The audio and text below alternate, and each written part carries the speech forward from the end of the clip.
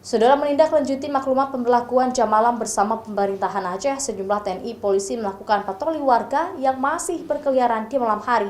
Begitu juga dengan sejumlah ruas jalan serta pertokoan pun ditutup paksa. Hal ini untuk mengantisipasi penyebaran corona di Banda Aceh.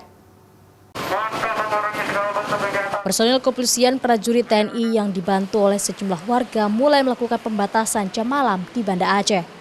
Maklumat bersama, jam malam resmi diberlakukan sejak semalam di seluruh Aceh. Sejumlah jalan utama di Banda Aceh memang sudah mulai terlihat sepi.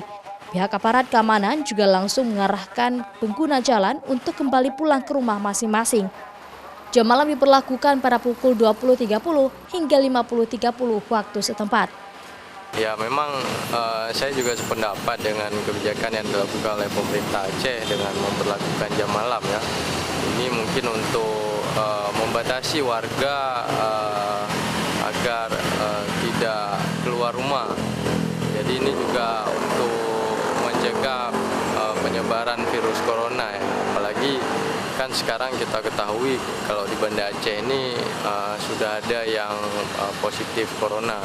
Sejumlah warga pun merespon positif terkait pemberlakuan jam malam ini.